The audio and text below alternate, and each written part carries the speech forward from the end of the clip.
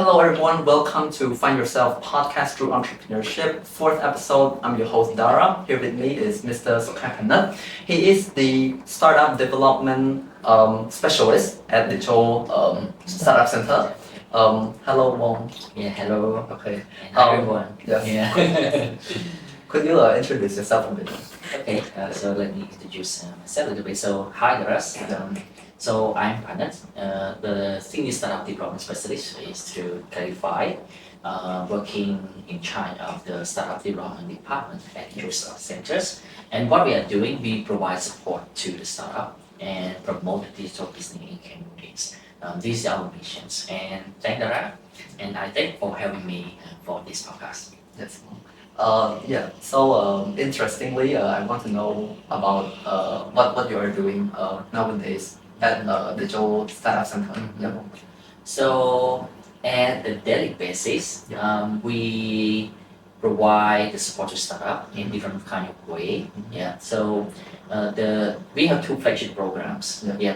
Which is the Accelerators program that we call Digital Platform Accelerator and the Reverse Innovation Accelerator. So to clarify, it's just accelerators that we focus on the operational startup in the market. So we provide like a 3-4 months program to support them into the program. And in our program, we provide a lot of value to them, like mentorship, capacity building, some kind of like infrastructure supports. And for the startup who can get into like the top 3, top 5 startup, we also mobilize the fund from different actors and also from the governments to support them as well. This is one way. Right.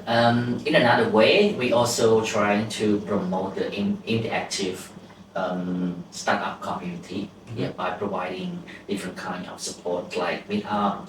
We also do some kind of this kind of thing like podcast, talk show. Right. We also do the document videos like going into the field to interview the startup to learn about their experience. Right. And we also like organize some kind of like hackathons to enhance I will use our like new startup to validate their ideas. Yeah, we also organize some kind of like meetup event like networking or capacity building. Yeah, and more. Like last year, we also organized some kind of competition, like film and essay competition. We also like going to different university to promote, to raise awareness of the startup, like entrepreneurship something. Yeah. So there's a lot more. So for our audience, they can learn more about what we are doing and the available resources that they can get through our Facebook page, Techo Start Centers, and Startup Cambodia. So you will see a lot of things. Right. Yeah. Okay. So you have been experiencing with startup a lot, right? So what do you see in them? How do you see startup in Cambodia right now? And I think right now for the startup ecosystem is growing. Right. We are still in the early stage comparing to our neighbor countries.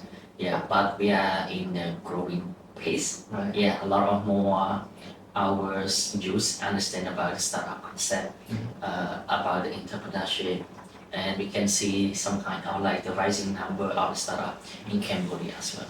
Yeah. So to conclude, I think for now we are in the growing state. Right. Yeah. Right. What are the key indicators that you would say startup in Cambodia would try to do in the future? What do you mean? Right, like the key indicator, it means that what are the key success for their measure? Yeah. I think it's hard to mention like the key success of every startup because it's about their business. It's about their founder, it's about their team, how they drive the business. So the key indicators that they need to do for now when they start up, I think the building like the customer demands to ensure that their product, their service are in demand for the customers. Right. Yeah, and people are willing to pay to use their service or use their product. That's one thing. Yeah. And yeah, I think that's the thing. Yeah, so there's no like a single the key metric that we can set. It depends on the startup type of the startup they're doing, yeah, their state, so in different way, Right. yeah. Right. Thank you. So I want to know for the startup stage, not the business or the corporate stage, how do you see individual or the founder of the startup? Is there any like human resources that the founder need inside the team to build the startup?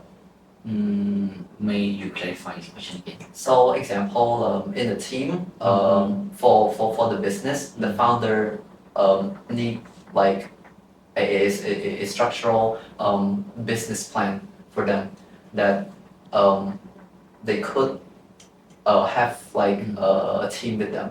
So, do you think that the team needs some support in order to build the business success?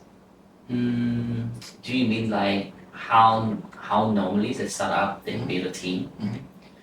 Okay, so when we talk about like the team structures for a startup, I think when we talk about the startup, Right. it means they don't have like a clear business model. Yeah, because that's one of the definition of the startup. Yeah. So there are different kind of case that startup they build the team, but one of the key elements that make a startup success is also from the teams. Right. So building the right team is very important for them in order to success in the market. Yeah, I think I can say like this. So there's no clear structures of the team, but they need to ensure that they build the right team. And how they build the right team, it's gonna be depend on their nature of the business. Yeah, and how they can identify the right people into the teams, like diversity and inclusive, that make the team strong, and to ensure that the team can like go farther in the long runs. Because startup is very struggling at the beginnings, yeah, and sometimes it fail along the way. So to ensure that the building the right team is something that's very important for the startup when they beginning the startup journey. Right. Yeah. How do you see the employee or the people inside a business can build up their human capital? So how can the team or the employee in the business enhance their human capital? you mean capitals? So just to clarify, so you mean like how can startup or maybe how can people build a team they can drive human capitals? Yeah. So I think when it came to this, I think we should talk about like what do you mean by the human capital? Right. Right? Yeah. So when we talk about human capitals, I think people are confused between what human resource or maybe like people as a resource and the word human capitals. Yeah. Actually in Khmer we say like Tuntimano and Mobitunano, and these two words are different. So human resource is like the raw materials. Right. Yeah, if I can give the example, it's like the raw materials. And when it goes through some kind of investment and development, it becomes something valuable. Yeah, and that valuable thing is the human capital. Yeah. So it's like human resource are the skilled people, and human capital are the skilled people who have been applying their skill, their knowledge into like a particular work, Right. and they learn the thing and to transform themselves to become the human capitals. Right. Yeah. So human capital is like the collective knowledge, skill, experience, and abilities. Yeah, to apply into the business. Right. Yeah. And when we talk about human capital effectiveness, it's about the organization, it's about the startup founders, it's about the startup themselves, or maybe like company, Right. how they can like ability that they can attract people, utilize the people in to apply the human resource in the right role, and then it's like building them, like in another word, it's like the business can make use out of the value from the human resource, to let them apply their skill into their role, in the experience and ability to bring the value to the table for the company, for the business. Right. So that's we call the human capitals. Yeah. So when we talk about how the team can build the human capital, I think it will be involve a lot of things. Yeah, I think it involves a lot of things. So the first thing that come to my mind right now, I think the first thing is gonna be leadership. Right. Yeah, so leadership gonna play important role. The second thing is maybe inventive. Yeah, and the third thing is gonna be involved with the career path. Right. Yeah, when we talk about like how, because when you talk about business, I think people gonna talk a lot like what motivates people a lot, right? So it's gonna be like cash, Right. money, salary, right? But when we talk about how the people are motivated in real life, that's the thing. But it's not like a long term. Maybe people are very excited for the moment when they get like high salary, when they get like a good cash. But in the long term, they're gonna be demotivated. So there's something that beyond that, which is the leadership and the career path that like employee are looking for. But it's the same, like the people working for the startup, like team members, they're looking for something that they can move forwards in the futures. Right. Yeah, and they also looking for someone that they can look up to, they can learn as the leader as well. So for now, I think the first thing is very important is about leadership. Yeah. And the second thing, it would be organizations cultures. Yeah, I think it's very important. So cultures of learning and developments, and at the same time, the people feel, are well disciplined when it comes into their business. Yeah, it might be sound like counterintuitive, but with as a business, we have to ensure about the discipline environments that can boost the culture of learning and development for the team members. So when they join the teams, okay, you can ensure that they have the opportunity to learn, they have opportunity to grow, they have opportunity to move forwards. Right. Yeah, and at the same time, they need to be very disciplined in what they need to do. It's very important. And it's come down to another thing that I can say like that we need to promote some kind of what we say like autonomy and ownership of the workspace for our team members as well. So it's very important, like the people are working, but they feel like they feel like they are responsible for the thing. Yeah, they have feel like a sense of ownership when they do the thing. Yeah, it's very important. It's like the getting the connection between the people, the team, and with the business. Yeah. So allow them to take initiative and ownership under the control environment. Right. It's very important. So to begin with, I think we need to build like control environment. What I mean by control environment is that to let the team understand that what is the scope of the work, what is the outcome, like that the team that like the I see like the leader expect from them. And for example, like the budget as well, I think like how much do we have in order to run this kind of program, this kind of initiative. So we build the control environment to let them know, and then maybe let them to take ownership and work on it. Yeah. And a lot of time, I think I feel very impressed with how my subordinates take ownership and work on those kind of things. Yeah, I believe that if the leaders or maybe like the business owner or maybe like the corporate, they allow this kind of thing, I think a lot of them will say the same like me, like they feel impressed with their subordinates, creativity, innovation that come out from the mind when they take the ownership. Yeah. So that's coming to the three things, right? For number 4, I think is about promoting the teamwork and collaborations.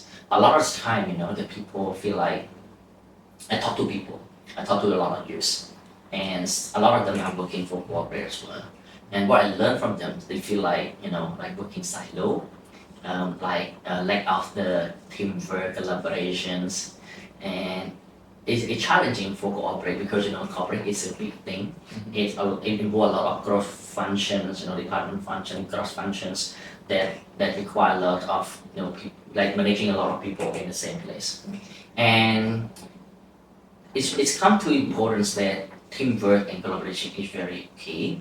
If we are not able to manage this kind of thing, it will make the people to work in that business feel like they're working alone. Right. Yeah.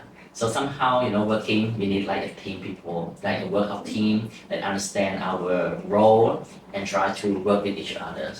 So in my practice, what I'm trying to do is to take an initiative by allowing them to have ownership on what they're doing, and then promote the teamwork. Teach them how they can leverage each other members in order to support one another. So in some kind of project that it owns, they're gonna leverage some other resource from other teams to work. And the same thing, other team might need the resource in the future from the other team as well. So we leverage the understanding between this to allow them to understand about their role, okay, as the leaders sometimes, and as the subordinates sometimes, and other support team members sometimes. Yeah, so it's come to number 4 that we promote the collaborations and teamwork. Yeah. And I think for now, I just come into my mind. I think the first thing, the most important thing is come to the first one. Right. Yeah, I mentioned like the leadership, right? But the first one, it should be starting from identify the right people to join the right teams. Yeah, it's very important. So I think when we talk about like a top, like high performing teams, it's gonna be like individual, understand their role, they have good teamwork.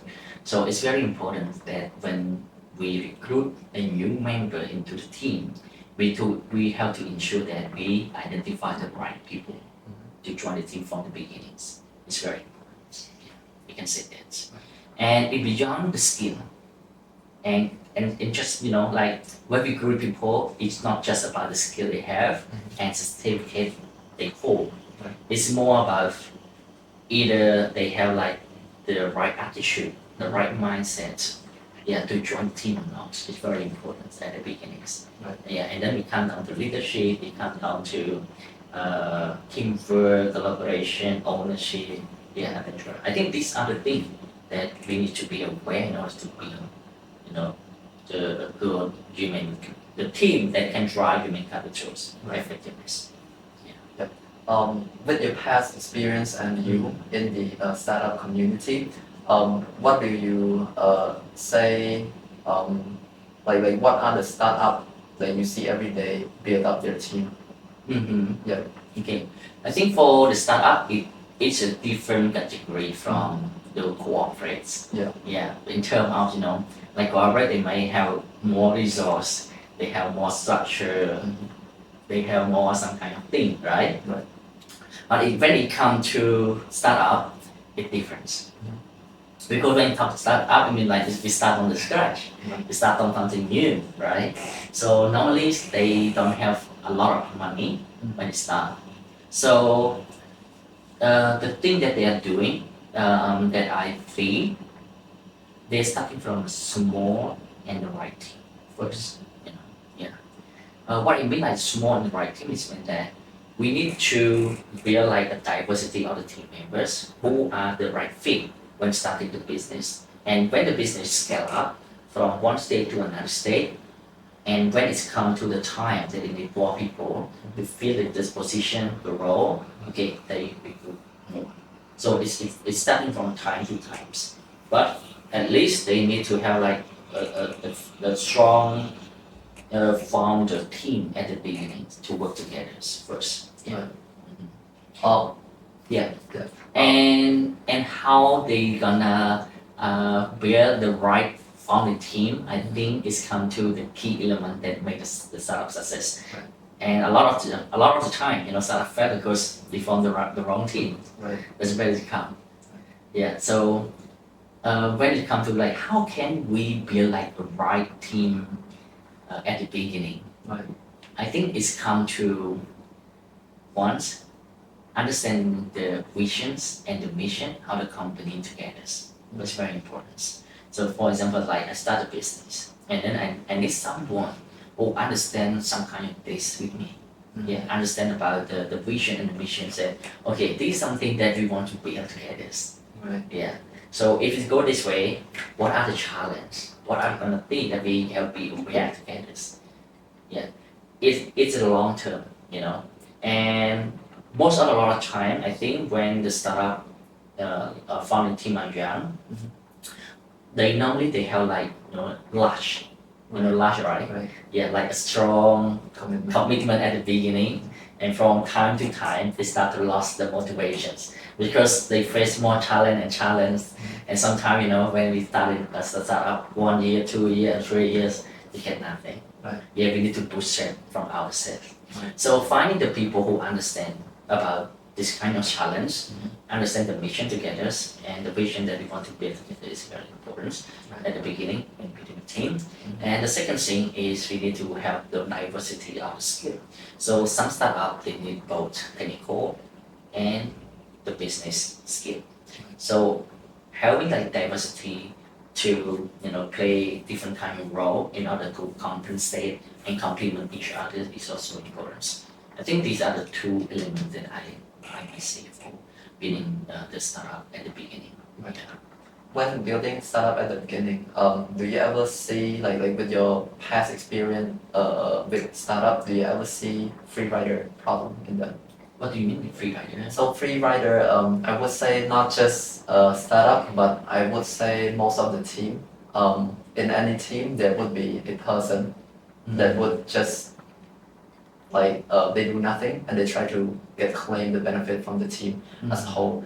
And the reason why I asked this because you mentioned about commitment in the first team, right? When you start a startup. So example, if they have everything, they understand what they do, they have this strong commitment, but over the line, you never know that they might feel demotivated, like you mentioned, right? And they start to just don't control the work anymore. What do you think about that?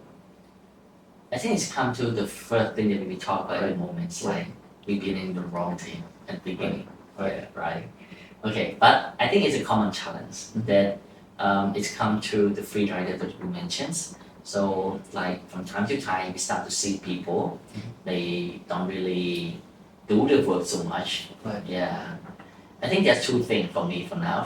One thing is come down to the founding team, or maybe like the leaders or maybe like the founders.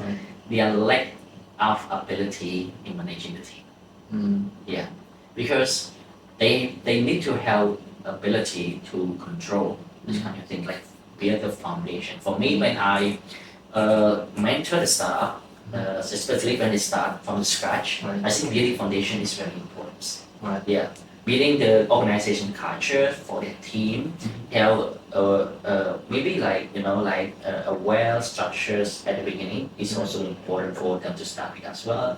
Like what are the working hours? Yeah, how do you set like the key objective for the team, and how the team gonna work together? What are the systems they're gonna do in order and use in order to like work well, communicate well with each other. It doesn't require like a strong, complicated system like in corporate. For a startup, we can make it simple, but to ensure that we have a good foundations that lead the team. Right. So it's come down to ability and skill of the founders to make all of this. Yeah. Right. Having the right foundation, communications, system, tool in order to manage the team is very important. Right. That's one thing. And another thing is come down to the problem that we recruit the people not at the right times, like I said at the beginning. So sometimes we don't need to start with a lot of people who we don't need yet. Right. Yeah. Sometimes we need, but to ensure that they have the same vision and understand the vision together that we're gonna work. But for some business, they start with 3 or 4 people, and then they're trying to expand and looking for a lot of people to join at the beginning. But sometimes they don't need to. Right. Yeah, recruit the people at the wrong time is also key. So sometimes, for example, this kind of thing, this kind of objective that we are gonna reach out at the first stage, it just requires 5 people to do the work, and then we have like 8 people. So how do we make the remaining 3 people? Right. Yeah. So it's come down to these 2 kind of things: either the ability of the founders, or maybe we don't need to have like this kind of number of people at the beginning yet. Do you have like a common ground where the business have many works to do, right? And they try to think of a way like to actually complete their work by expanding the employees, expanding the staff that they need to recruit. So is there like a common ground, a level of employment that they need to seek out in order to complete those tasks? May you clarify this? So imagine if if we're creating just a startup, right?